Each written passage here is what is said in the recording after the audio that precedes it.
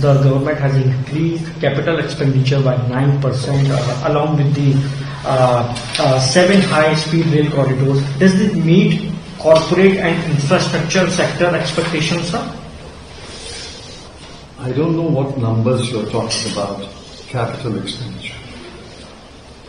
In 2025-26, capital expenditure was cut by, underline my word, was cut by rupees 1,44,376 crore. Of this, the centre's capital expenditure was cut by 25,335 crore and the state's capital expenditure was cut by 1,19,041 crore. The total is 1,44,376 crore, and that is there in capital account at the budget at a glance. Therefore, you must explain why capital expenditure was cut in 25-26. I'm not against outlaying more capital expenditure in 26-27. In fact, in 26-27, I'll give you the number. They have outlaid 12,21,821. But you must explain why last year's capital expenditure was cut by 1,44,376. Sir, what is your assessment on the announcement of rare earth corridors in Odisha, Kerala, Tamil Nadu and Semicon Mission 2.0 and next corridors? These are long-term projects. I have no objection to announcing long-term projects. Tell us the financing, what is the outlay, and when it will be completed.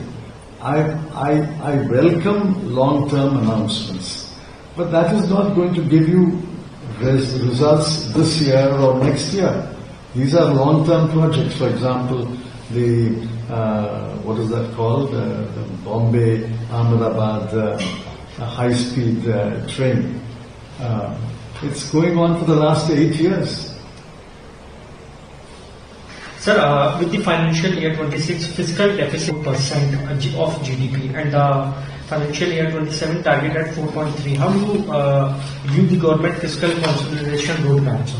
That is not enough at all. Let me explain. In 25-26, the budget estimate was 4.4 and the revised estimate is 4.4.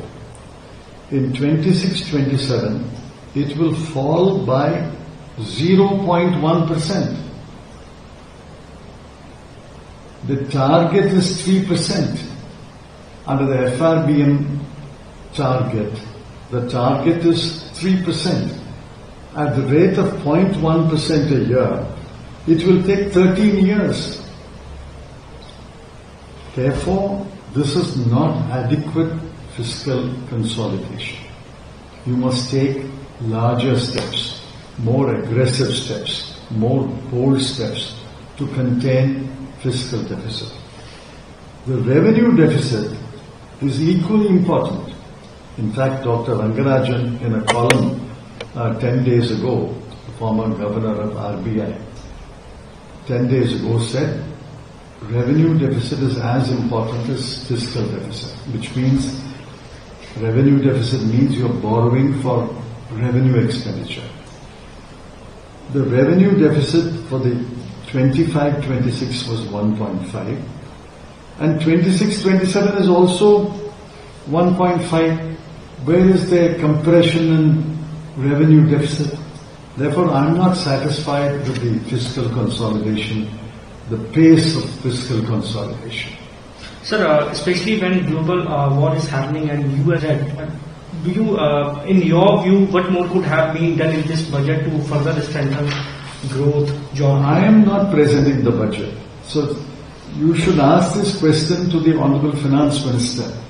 There is a global tariff. There is a tariff threat. There is a penal tariff in India. What is she doing about it? Why has she not even mentioned it in the budget? Is there nowhere in the budget speech, subject to correction, have they mentioned the penal tariffs imposed by the United States, the growing trade deficit, especially with China, the low gross fixed capital formation, and the reluctance of the private sector to invest in India, the uncertain outlook for flow of FDI, and the persistent outflow of portfolio investment. These are questions which should be addressed in the budget. I'm not saying the answer will be right or wrong, but you must attempt to address these issues. These are the issues which concern the country. These are the issues which concern the economists. These are the issues which concern investors. Therefore, these concerns must be addressed. After you address them, we can weigh the merits or demerits of your answer. But you don't even address them. What do I say? Sir, once Rahul Gandhi says India is a dead economy, he also attacked. Nothing to do with the budget. Don't rake up old statements in a different context. Let's talk about the budget. Would you like to challenge Nirmala Sitharaman after this budget or for the debate, sir? What debate? I am debating with you. Debate is happening in all over India. Debate is happening all over India. Suppose, the finance minister mentioned that the inflation is very low. You think people in villages and towns are not talking about it? You ask yourself, what is your grocery bill 6 months ago and today? What is your electricity bill? What is your education bill? What is your healthcare bill? What is your transport bill? Is it inflated only by 0.9% or 1%? This debate is happening all over India. You think people who debate on television alone are debating? People are debating it in houses, in fairs, in markets. People are debating it in villages. India high defense budget. Are you happy with the government? India has not hiked the defense budget. I'll tell you. India seems to have allocated more money for defense. I don't agree. I don't disagree. But as a proportion of GDP and as a proportion of total expenditure, it is less than what it was in 2013-14. For example, in 2013-14, according to the numbers that I have, the defense expenditure as a percentage of GDP was as high as 2.3% in 2013-14. This year, it is 1.9%. As a proportion of total expenditure, it was as high as 16%, close to 16% in 2013-14. Today, it is 14.5%. So the quantity may be more, but as a proportion of GDP and a proportion of total expenditure, you look at the figures. What key issues was missing in today's budget, sir? Several issues were missing.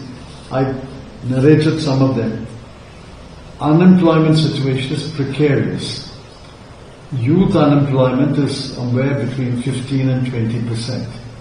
What has the budget said about creating jobs for youth?